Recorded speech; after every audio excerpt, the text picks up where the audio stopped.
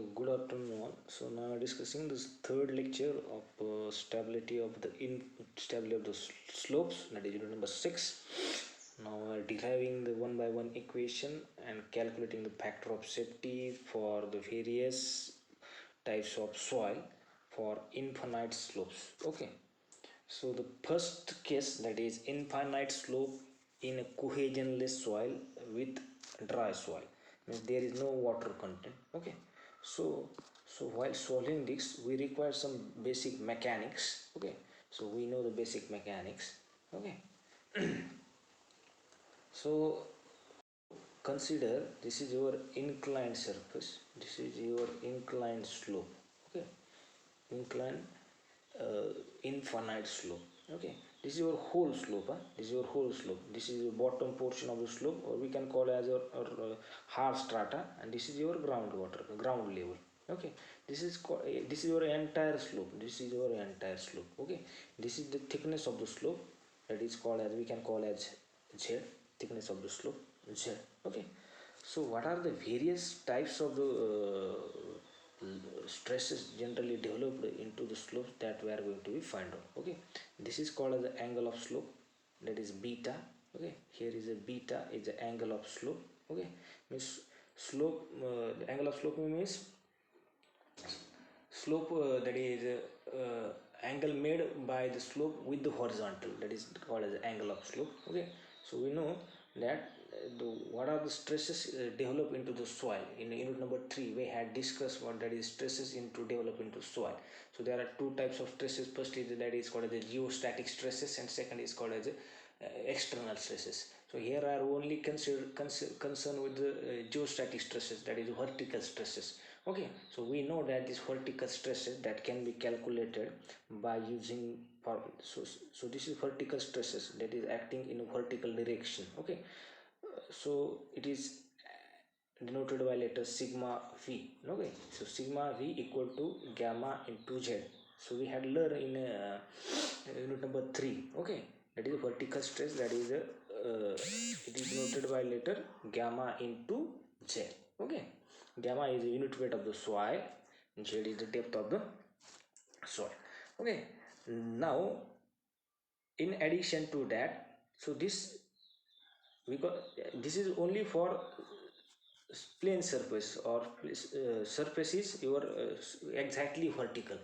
Okay, or sorry, exactly horizontal. If your surface is inclined, so we have multiply it by cos of beta, that is cos of beta, means this inclination we have to take into account.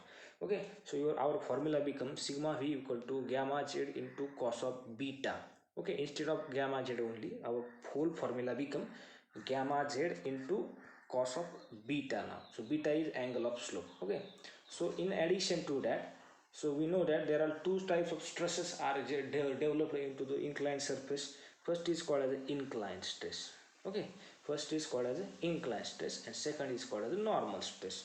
Okay, second is normal stress, or or so here we are assuming that suppose this is your resultant stress, that is your sigma v.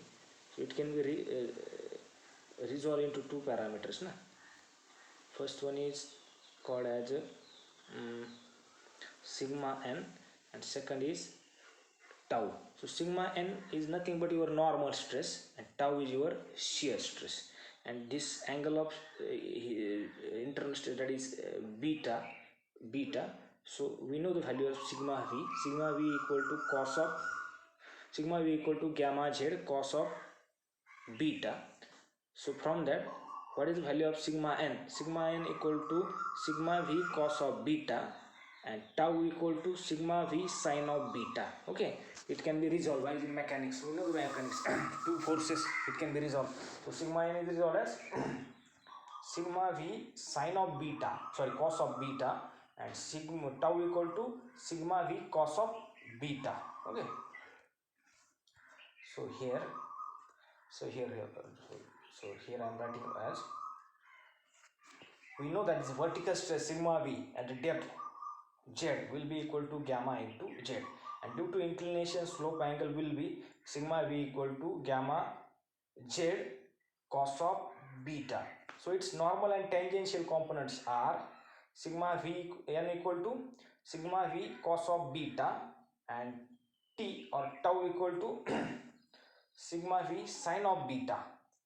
Okay, so by putting values of normal and tangential component of by putting value of sigma v in this equation. Okay, so what is the equation of sigma n? Sigma v cos of beta and t sigma v sin t, or sorry tau, this is tau, or we can call it t also. Sigma v sin of beta, but sigma v equal to gamma z cos of beta. So sigma v equal to gamma z cos of beta. So if you put the value in this equation, so cos of beta, write it as, and this sigma v, that is gamma z cos of beta, is cos of beta means cos of beta square. So its value equal to sigma z, sorry, gamma z cos of beta, cos square beta, sorry, cos square beta, gamma z cos square beta. And for this tangential stress or shear stress, sigma v equal to, what is the formula? Gamma z cos of beta, and this term is at as it is, that is sin of beta.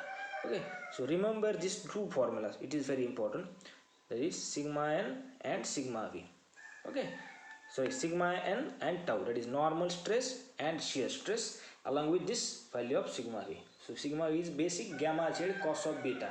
We have to remind these terms, okay, for solving all this derivation. So it becomes easy if you remind this only formulas. Okay, it is very easy to solve any kind of that is types of derivations. Okay, so you can take the screenshot, okay, because it requires for further solving the number of cases. Okay, so now we are discussing the first case. So first case, that is infinite slope in a sand.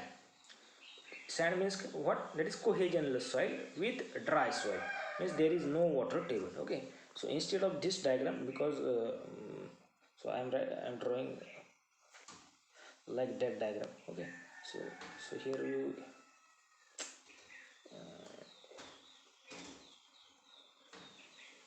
so here I'm going to draw this diagram. So what is the condition? Infinite slope in sand with dry condition. So first of all, draw the infinite slope. This is infinite slope, this is the bottom layer. Okay, this is a hard strata. Okay, hard strata, and this is ground level. This is total thickness, let total thickness of the slope will be z. Total thickness of the slope will be z. This is the angle of inclination, that is slope angle, we can call as beta. This is slope angle beta, and this all this material, okay, this slope, this entire slope is filled with dry soil. Okay, so we know the density of dry soil, that is gamma. Density of soil gamma, it contains no water, so here we can draw write as gamma or gamma d. Okay, so here I'm writing as gamma only. Okay, now we know that stresses act will be, first is sigma phi. Okay, second is normal sigma n, and third is this is third, that is called as tau, that is shear stress. Okay, you draw this diagram. Okay, or you can take a screenshot of that. Okay, sigma v, sigma n, and tau. So now here what we want to calculate the factor of safety. Factor of safety means we have to check either this slope is stable or not.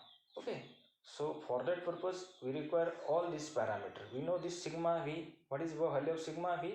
Sigma v is nothing but gamma z cos of beta, gamma z cos of beta. Sigma n means sigma v cos of beta, and tau means sigma v sin of beta. that is sigma v. If we put the value of sigma v, that is tau equal to gamma z cos of beta sin of beta. And for sigma n, sigma v cos of beta, if we put the value of sigma v as cos of beta, gamma z cos of beta, its value will be equal to gamma z cos square of beta. Okay, so we have to check the the stability of the slope, means to check the factor of safety of this inclined slope. Either this slope is stable or not, that we are going to be check. Okay, so as we know, we know the factor of safety. Okay, we know the factor of safety equal to s upon tau. Okay, s upon tau. So s is nothing but the shear strength of the soil, and tau is the shear stress, maximum shear stress developed. Okay, so what is the formula for s? What is the formula for s? S equal to c plus sigma tan phi, and tau capital S, because we know the value of tau. Okay, so for this, and another one, as soil is cohesionless. Soil is cohesionless means there is no cohesion, means here ultimately value of c will be equal to 0. Ultimately value of c will be equal to 0. So we have to put only this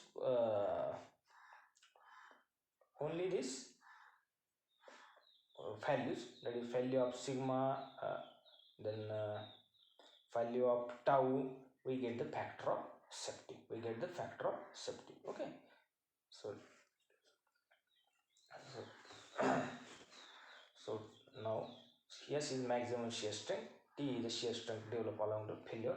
Okay, so so here is T is nothing but the tau. T is nothing but the tau. Okay, while I am writing this or typing onto my computer, it is tau, but while converting into this word office, it is directly converted into it as t. Okay, so here t is nothing but your tau. So we have to put the values of this s and t. Okay, s is maximum shear strength of soil, and t is the strength developed along the potential failure line, that is shear stress. Okay, so s equal to c plus sigma n tan of phi, and t equal to capital S. Okay, but we know the value of sigma n. Okay, sigma n equal to sigma v cos of beta. Okay, this is nothing but sorry, yeah, this is nothing but that is sigma v cos of beta, but sigma v that is a gamma z cos of beta. Okay, so gamma z cos of beta, so gamma z cos of beta into cos of beta, its value will be equal to gamma z cos square beta. Okay, and then for shear stress, gamma z sin of beta. Okay, gamma z sin of beta, sorry, tau equal to sigma v sin of beta, but sigma v is gamma z cos of beta and sin of beta into sin of beta. Okay, we have already derived this two formula.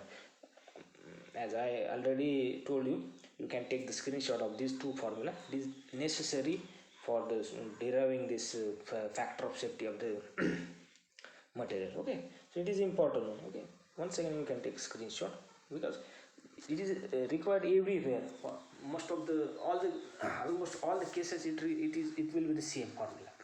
Okay, now put the formula on this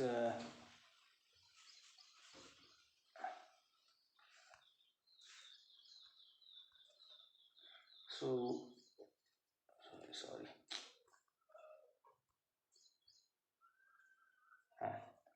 So what is the formula of S? C plus sigma n tan of phi upon T. So here value of C will be 0 because the soil is cohesionless, and sigma n.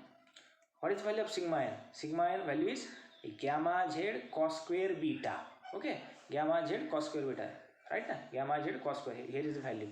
Here is the value gamma z cos square beta. So we are putting the value of sigma n as gamma z cos square beta, and tan of phi kept it as tan of phi, and t, what is the value of t? That is shear stress, that is gamma z cos of beta sin of beta, gamma z cos of beta sin of beta.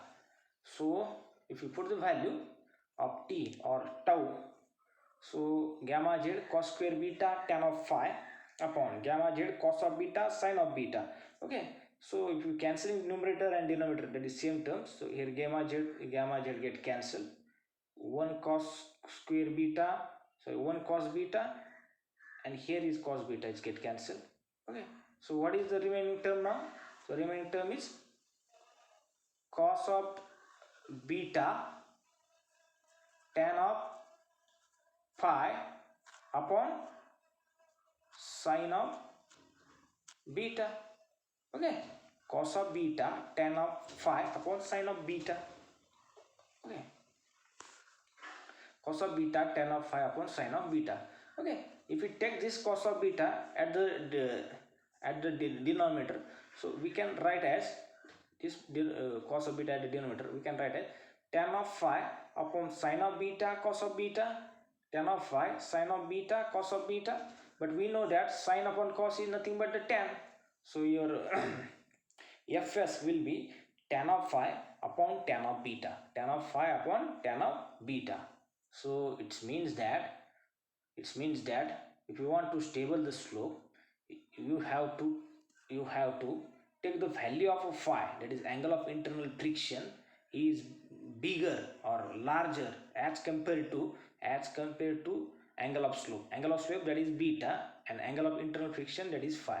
Okay, if you want to stable the slope, you have to take the greater value of greater value of phi as compared to the beta, so that your slope will be stable. If your value of phi will be less as compared to the beta, if your slope will be unstable. Okay, so here for I am writing as for critical condition, angle of slope equal to angle of shearing resistance. For critical condition you can take the same value, but for safety point of view, your value of phi will be greater than beta, that is angle of internal friction is greater than beta. So your value of fs should be greater than 1, so that your slope will be safe. Otherwise, if your value is less than 1, its slope will be unstable. It means that phi is less than b. If you are putting the value of phi is less than b, it automatically your value of factor of safety is its value should be less than 1, means your slope will be unstable. Okay, your slope will be unstable. For stabilize the slope, for engineering point of view, you have to take the greater value of angle of internal friction, that is phi, as compared to the angle of slope, so that its value of factor of safety should be greater than 1, and your slope will be stable. Okay,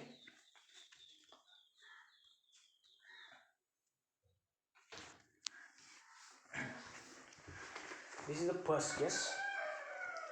So now we are discussing the second case. So second case, so once again I am going to draw the diagram. The second case is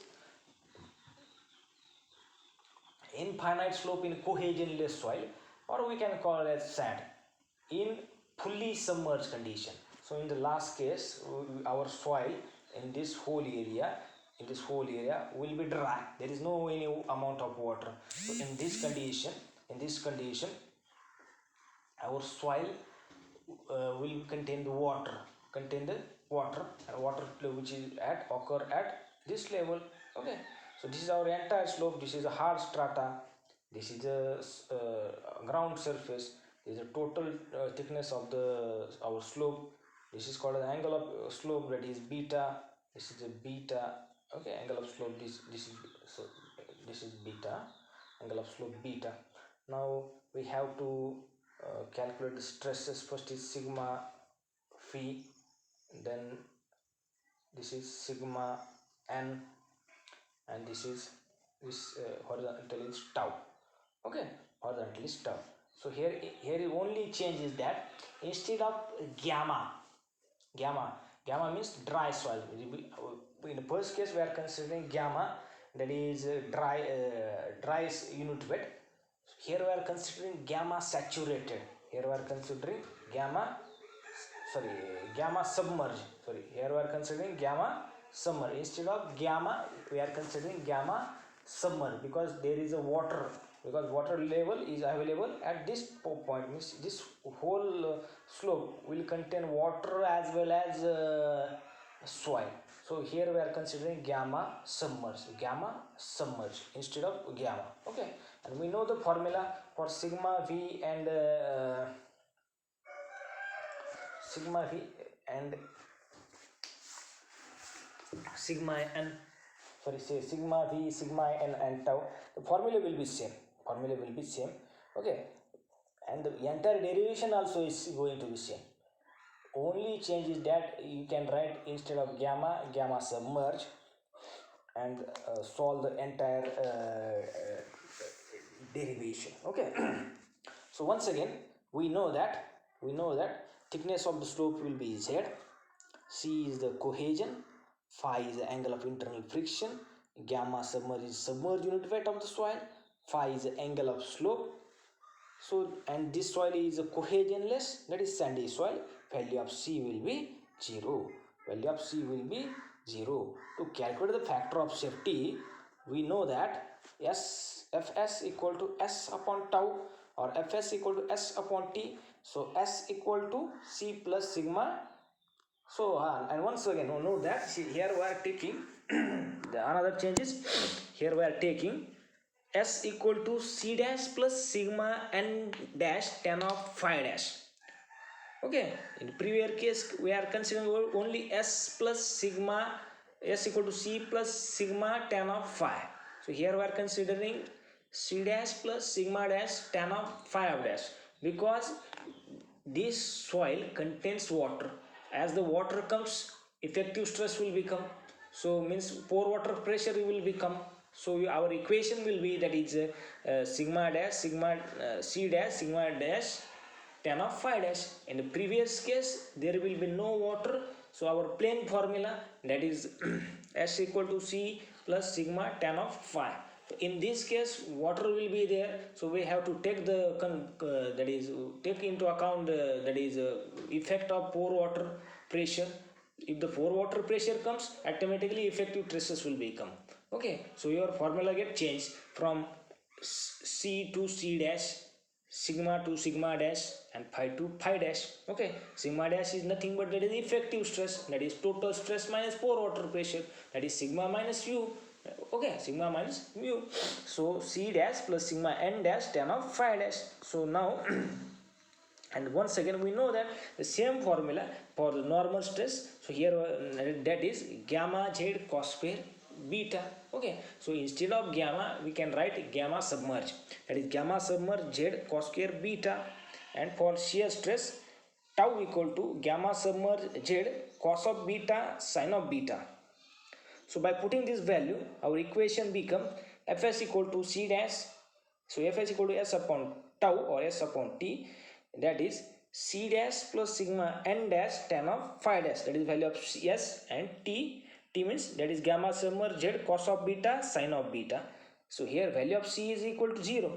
So here value of C is equal to 0 because soil is cohesionless soil. Oh, okay. So now Fs equal to gamma submerged into Z cos square beta. Okay, it's value of sigma n. And tan of phi kept it as. And upon T, that is gamma submerged into Z cos of beta sin of beta. Okay, all these value. So these are the values. Okay, this value, these two value we have to put, these two value we have to put here and here. Okay, it's very simple.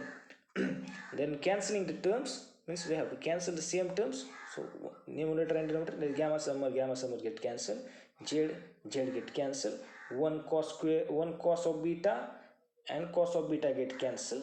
So final equation become cos of beta tan of phi dash upon sin of beta.